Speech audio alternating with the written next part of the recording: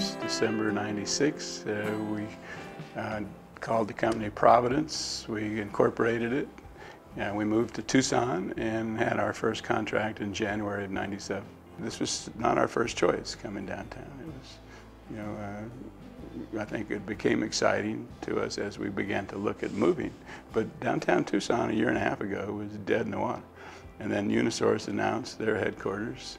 We were able to find property adjacent to that. They announced a streetcar, and we haven't looked back. I think we present the company very modestly.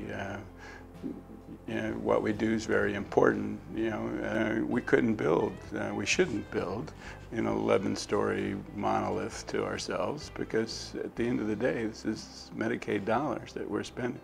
So we wanted to do something that was fun and vibrant, but contributed to downtown. This is a building that was boarded up and probably otherwise would have been demolished. And it's very much a barometer of what downtown Tucson had become. Much of it was shuttered, abandoned, well past its prime. The contractor kind of started to haul his stuff out of here. 4 or 5 dumpsters of just stuff. They took the acoustical ceiling down. And he called me at home about 6:30 at night. He said, "You need to come down." And I said, "Can I wait till tomorrow?" He said, "No, I'd like to show you this tonight." So I came down, and he said, "That is the original tin, circa 1909. Now, before anybody wakes up over at the city, we can have this stuff out of here, and then you build yourself a new roof." And I said, "Well, I'd kind of like to save it."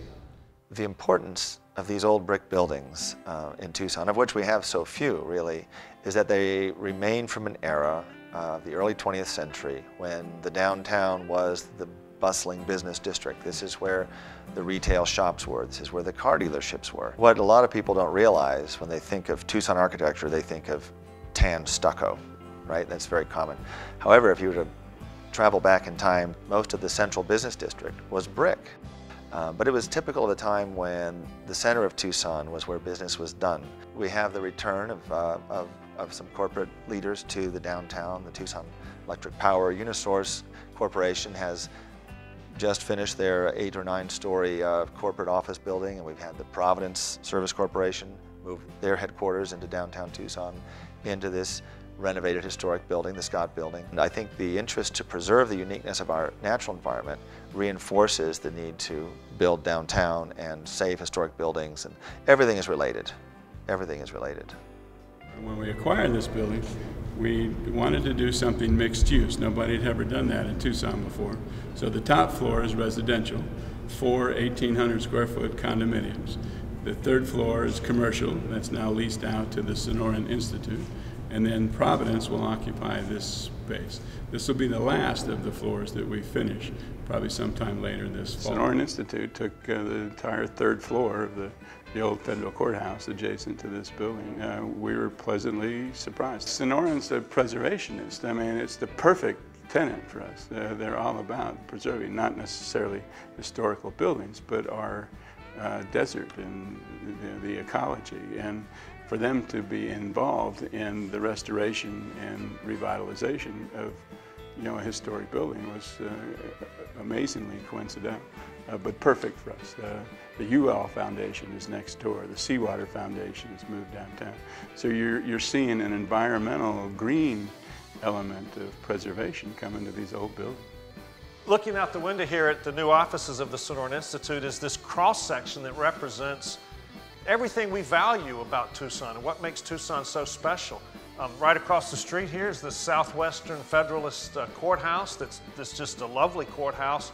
And then just a few miles, 5 or 6 miles west of here, are the public lands of the Tucson Mountains. And it's so wonderful to have that cross-section. Since we've moved downtown, our partners and staff and board have been delighted to come here.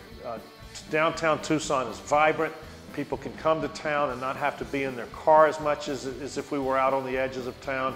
So downtown is a real asset for our allies that come from all over the West, and they enjoy downtown Tucson. There's never been any reason to come downtown in the evenings or on weekends. Well, we're giving them a reason now, and it's mostly about music, food, clubs. The Fox Theater, the Rialto Theater have both become extraordinary live music venues. And I'm not ashamed to say we stole most of that from 6th Street, Austin. When we started Second Saturday in May of 2010, people said you'll be lucky to get 900 people. It now averages almost 14,000. So it's become a huge event in downtown. During the day, you still see the same people going out to lunch. Now there's more places to share. There's more places for people to walk around. You actually become a destination. It really is going to downtown to have lunch and do all of that. In the evening is fabulous. You see all the limos dropping all the kids, and they're going to the bars, and they're going out to dinner, and it's spectacular. The life has really come about. The reality is that I live here. It's day and night working in the restaurant. So I came back downtown because I do believe that there's that dream. I want to see more condominiums. I want to be able to see more people living here and being here. You don't need to go really anywhere, that you can have lunch, and you can have breakfast, you can have dinner, you can still go out in the evening. There's concerts constantly going on. The Saturday night downtown, that is spectacular. People selling from burritos to ice cream to a little bit of everything out in the streets. Music going on. That's what it's all about. It brings it to life. And there's really no place in Tucson to go for walks. It really isn't. I mean, we all get in the car and we drive from one destination to another. And the beauty of it is to be able to park the car and have an evening, a sensational evening. And this is what's happening here now.